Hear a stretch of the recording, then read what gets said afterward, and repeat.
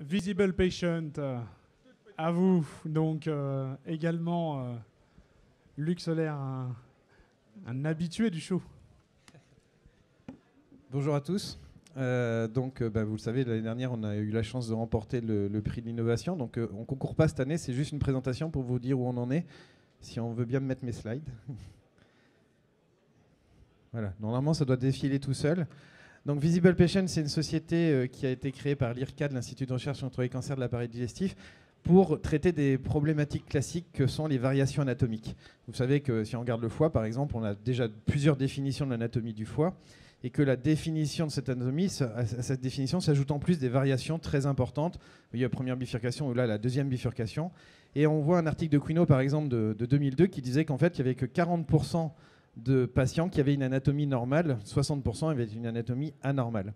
D'où l'idée d'utiliser l'image médicale, évidemment, pour avoir l'anatomie personnalisée du patient, puisque dans cette image, on va pouvoir visualiser les vaisseaux, les tumeurs et la configuration. Problème, les images sont en niveau de gris et en coupe, donc difficile à interpréter. Donc ce qu'on a fait, c'est qu'on a créé un laboratoire d'analyse, comme vous avez un laboratoire d'analyse biologique, sauf que c'est un laboratoire d'analyse d'images. On nous envoie les images par un serveur sécurisé d'Ocapost. On traite les images chez Visible Patient, donc un laboratoire à distance qui traite l'image, et on vous renvoie le résultat sous la forme d'un modèle tridimensionnel du patient. Ça marche comme ça. Vous avez ici une représentation de ce que serait une image médicale. L'ordinateur détecte dedans les différentes structures d'intérêt, par exemple ici le foie en marron ou la tumeur en vert. Et à partir de là, il va superposer chacune des coupes pour obtenir un modèle tridimensionnel. Ce modèle tridimensionnel, il ne serait pas très joli si on l'affichait comme ça, parce que là, on a l'impression de voir des pièces de Lego.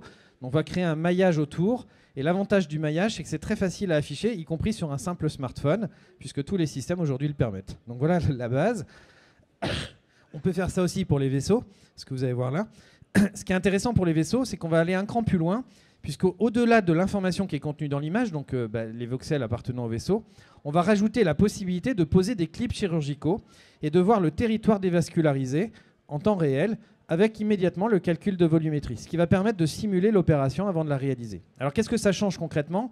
Eh bien, à partir d'un PC, d'un Mac ou d'un iPhone ou d'une tablette, on peut visualiser l'image du patient et, comme vous allez le voir, on va éviter des erreurs d'interprétation. Ici, par exemple, vous avez un patient avec deux tumeurs qui semblent clairement situées dans le foie droit, l'une dans le segment 7, l'autre dans le segment 8.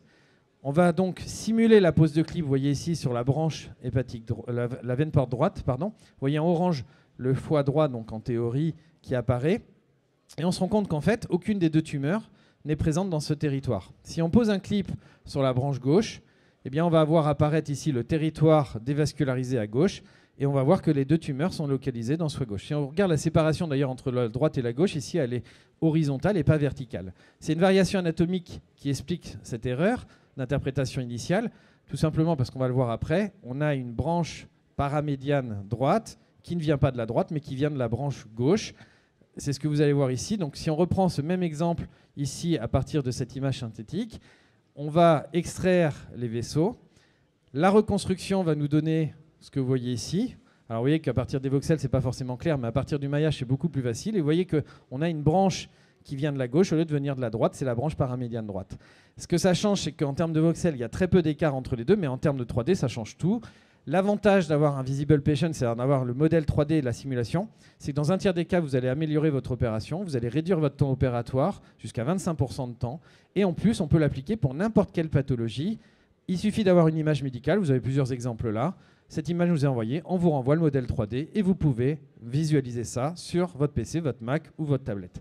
On a traité déjà plus de 3000 patients et ce qui est important, c'est qu'on l'avait annoncé l'année dernière en octobre. Une première assurance avait pris en charge, c'était les assurances crédit mutuelles. Aujourd'hui, vous voyez qu'il y a les assurances crédit mutuelles, il y a MTRL et il y a la G2R La Mondiale.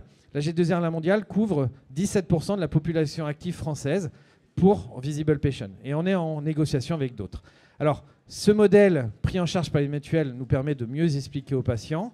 On peut aussi l'utiliser pendant l'opération, comme vous le voyez là, soit sur une tablette, soit carrément en le branchant sur le robot. Patrick Pessot, qui est à côté, l'utilise assez régulièrement. Et l'avantage, c'est que là, on est comme un conducteur avec son écran tactile et on a un affichage tête haute de la cartographie. Dans l'avenir, on travaille actuellement sur d'autres projets. notamment en réalité augmentée. Donc vous voyez ici ce qu'on faisait sur un mannequin il n'y a pas très longtemps, avec l'HoloLens. Donc on peut superposer l'image. Et là, vous avez une opération qui a été réalisée à Lyon, avec un foie qui avait une opération de récurrence sur un enfant de 13 ans. Et vous voyez la vue en transparence qu'on fournit au chirurgien avant même qu'il commence l'intervention pour pouvoir avoir un placement optimal des trocars. Donc ça, c'est l'avenir. Aujourd'hui, c'est déjà le premier pas, c'est la prise en charge. Et demain, on aura ce guidage. Merci. Bravo, bravo, bravo. Luc, c'est exceptionnel ce que tu fais parce que je connais un tout petit peu la chirurgie du foie et ça fait très longtemps que je suis ce que tu fais. Et je dois dire qu'au début, j'étais un peu dubitatif sur Visible Patient parce que je trouvais que c'était difficile de pouvoir financer les modélisations. Là, je trouve vraiment que depuis quelques mois maintenant, tu as trouvé la bonne solution. À Paul Broos, par exemple, on va essayer d'implémenter Visible Patient parce que tu m'expliques qu'aujourd'hui, il y a des mutuelles qui permettent de faire que ce financement, finalement, est totalement pris en charge. Donc, c'est un vrai plus. Et indiscutablement, la chirurgie du foie, c'est une chirurgie de plus en plus personnalisée et que, finalement, vous répondez complètement à cette nécessité d'avoir une anatomie personnalisée. Donc, bravo. Merci. C'est important ce que tu as dit sur la partie mutuelle, en effet, parce que ce qu'on a cherché à faire, c'est qu'il n'y ait plus aucun coût pour l'hôpital, plus aucun coût pour le patient, plus aucun coût pour personne autre que la mutuelle. Donc c'est la mutuelle qui prend en charge et elle nous rembourse directement Visible Patient. Donc Visible Patient avance finalement le coût de la reconstruction et se fait rembourser par la mutuelle. L'avantage que ça, c'est que ça simplifie toutes les démarches en fait, administratives pour l'hôpital et on sait que c'est toujours compliqué d'obtenir cette prise en charge. Deuxième élément, on n'en a pas parlé, on a aussi rajouté des nouveaux équipements. Par exemple, on peut mettre en place dans les hôpitaux qui ont du volume des systèmes de transfert sécurisés et optimisés. Et ça va aussi faciliter l'accès à ces modèles. Donc, plus le temps va passer, plus ça sera facile parce qu'il y aura de plus en plus de mutuelles. Ce qui est intéressant aussi, c'est la remontée du terrain. C'est-à-dire que les médecins eux-mêmes disent quelle est votre mutuelle ? Faites remonter le fait qu'il y a d'autres qui prennent en charge. Ça nous aide aussi. Aujourd'hui, on est en négociation avancée avec des très gros groupes. Donc, il y a Vive, il y a Groupama, il y a Malakoff Médéric. Tous ceux-là sont en négociation. AXA l'année prochaine. Donc, tous ceux-là sont en négociation avec nous. Et on est sûr qu'on y arrivera assez vite parce que comme la G2R, la mondiale, c'est un énorme groupe, elles ne peuvent pas faire autrement que de faire pareil. Alors, juste une petite question. J'allais dire, là, ça serait plutôt à l'étudiante de commerce de la poser. Mais là, on parle du marché français. Mais je veux dire, à l'international, tu en es où ? Est-ce qu'il y a des autorisations FDA enfin voilà, la reconnaissance du soft d'une part et le marché, la pénétration, parce que le système français est très particulier. Tout à fait. Donc d'abord, premièrement, on est marqué CE donc pour l'Europe et on a le marquage FDA en effet pour l'Amérique. Ce qu'il faut savoir, c'est que demain, on va annoncer notre deuxième levée de fonds. Je n'ai pas le droit d'en parler aujourd'hui, donc je vous dirai juste que demain, on annoncera la deuxième levée de fonds qui va nous permettre, sans aucune difficulté, de faire un développement à l'international de notre société, à la fois aux États-Unis et en Asie, en plus de l'Europe. Donc actuellement, on est focalisé sur l'Europe, qui sont les premiers servis. Et puis demain, c'était en 2020, on ouvrira aux États-Unis un centre et après en Asie.